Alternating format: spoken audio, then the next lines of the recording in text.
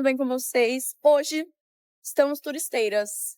Hoje vamos lá. 전 세계 어디를 가도 각 도시마다 고유한 색깔이 있습니다. 뉴욕은 세련되고 파리는 우아하고 도쿄는 섬세합니다. 그런데 요즘 해외여행 유튜버들 사이에서 하나의 이야기가 공공연하게 돌고 있는데요. 서울은 그 어느 도시와도 비교가 안 된다는 겁니다. 맛도 풍경도 사람도. 특히 아무런 사전 준비 없이 서울에 처음 발을 디딘 외국인들이 가장 먼저 하는 말이 있습니다. 이게 진짜 현실 맞아? 오늘 소개해드릴 주인공들도 바로 그 말을 입에 달고 살게 된 여성들입니다. 브라질 출신의 유튜버 비아와 스테파니. 두 사람은 오랫동안 한국 드라마를 즐겨보며 언젠가 꼭 한국에 가겠다는 꿈을 품고 살아온 평범한 브라질 여성들입니다. 한복을 입어보고 드라마 촬영지를 직접 발로 밟아보는 것. 그게 이 여행의 전부였는데요. 그런데 막상 서울에 도착하고 나서 두 사람은 자신들이 꿈꿨던 것보다 훨씬 더 대단한 나라에 와 있다는 것을 하루 종일 온몸으로 실감하게 됩니다. 시작은 서울 지하철이었습니다. 비아와 스테파니가 지하철에 올라탔을 때 자리가 없었고 스테파니는 노약자석 쪽을 가리키며 거기 앉으면 되겠다고 말했는데요. 그런데 바로 그 순간 두 사람은 예상치 못한 경험을 하게 됩니다. 자리에 앉아 계시던 어르신 두 분이 먼저 자리에서 일어나더니 두 외국인 여성에게 자리를 내어준 것이었습니다. 자신들이 앉아있던 자리를 비워주고 그분들은 노약자 전용 공간으로 스스로 이동하셨습니다. 누가 시킨 것도 요청한 것도 아니었습니다. 그냥 당연하다는 듯 조용히 따뜻하게. 브라질에서도 그리고 두 사람이 여행했던 수많은 나라에서도 이런 경험은 해본 적이 없었다고 하는데요. 특히 브라질의 경우 대중교통에서 낯선 사람에게 먼저 다가가는 것 자체가 매우 드문 문화입니다. 지하철 안에서 눈을 마주치는 것조차 조심스럽고 자리를 양보받는다는 것은 거의 영화 속 이야기에 가깝습니다. 그런데 한국의 어르신들은 외국인 여성들에게 아무런 망설임 없이 그 따뜻함을 건네셨던 겁니다. 지하철을 내린 두 사람이 향한 곳은 북촌 한옥마을 일대였습니다. 드라마 촬영지를 직접 찾아보겠다는 계획이었는데요. 골목을 걷기 시작한 순간부터 비아의 목소리는 완전히 달라집니다. 아직 예쁜 구간도 아닌데 벌써 이래요. 전부 너무 예뻐요. 라며 두 눈을 반짝이는데요. 골목 구석구석에서 드라마 촬영지를 하나씩 발견할 때마다 두 사람은 아이처럼 소리를 질렀습니다. 드라마에서 주인공들이 만화책을 보던 골목 가게, 두 사람이 마주쳤던 카페 앞 골목. 화면으로만 보던 공간을 두 발로 직접 밟는다는 것이 믿기지 않는다는 표정이었습니다. 카페에 들러 브런치를 즐기며 잠시 쉬어가던 두 사람.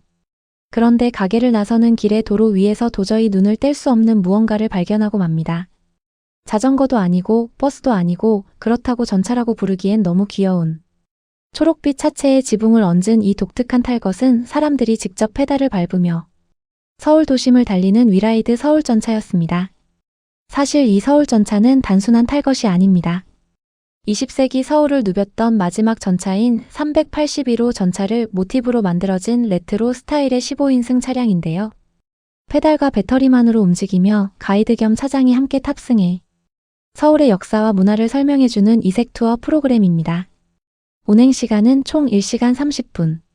탁 트인 시야로 서울의 도로와 골목을 직접 체험할 수 있어 요즘 외국인 관광객들 사이에서 입소문이 급속도로 퍼지고 있는데요.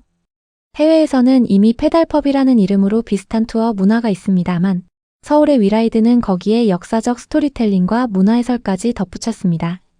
그냥 달리는 것이 아니라 달리면서 서울을 배우는 것이죠.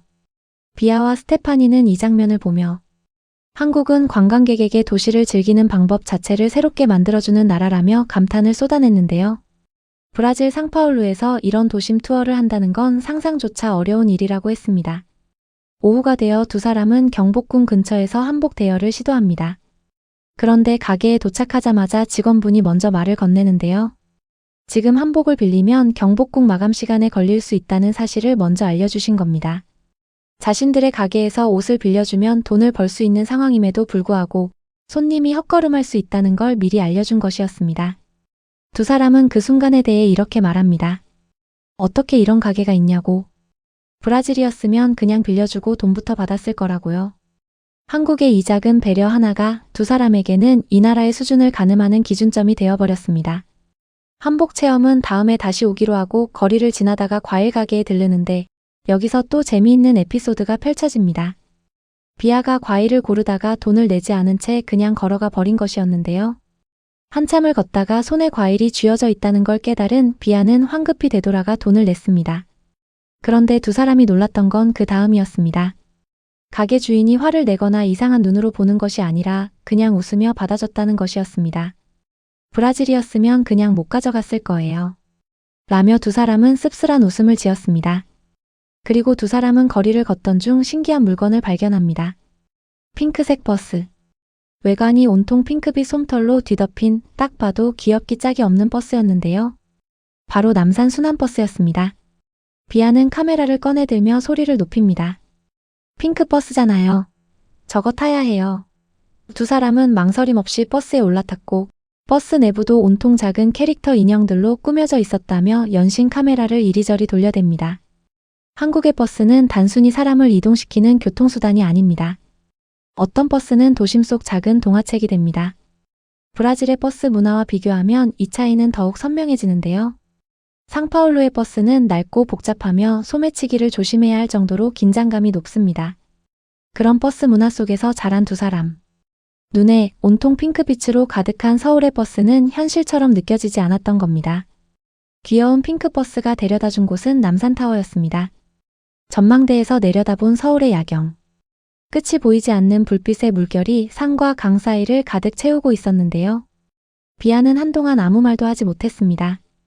브라질에서 인터넷으로 서울 야경 사진을 본 적은 있었지만 직접 두 눈으로 마주하는 것은 완전히 다른 경험이었다고 했는데요. 남산 위에서 내려다보면 서울이 얼마나 거대한 도시인지가 한눈에 들어옵니다. 저 아래 불빛 하나하나에 누군가의 하루가 담겨 있고 저 도로 위를 달리는 차들은 지금도 서울 어딘가로 향하고 있습니다.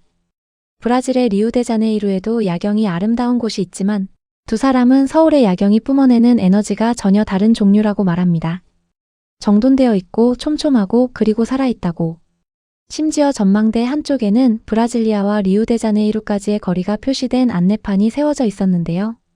수만 킬로미터 떨어진 고향의 이름을 서울 한복판 남산타워에서 발견한 두 사람의 눈에 눈물이 맺혔습니다. 한국은 그런 나라입니다. 멀리서 온 사람들의 고향까지 기억해주는 나라. 하루를 마무리하며 두 사람이 남긴 말이 있습니다. 오늘 계획했던 것 중 절반도 못했다고. 경복궁도 못 들어갔고 한복도 못 입었다고.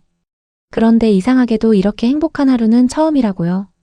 그게 바로 서울이 가진 힘인 것 같습니다. 계획이 틀어져도 길을 잃어도 심지어 넘어져도 그 모든 순간이 여행이 되고 추억이 되는 도시. 브라질에서 날아온 두 여성이 하루 만에 서울의 팬이 되어버린 건 어쩌면 너무나 당연한 일이었는지 모르겠습니다. 요즘은 서울의 곳곳이 얼마나 사랑스러운 곳인지 외국인들의 시선을 통해 우리가 미처 몰랐던 방식으로 다시 느끼게 되는 것 같습니다.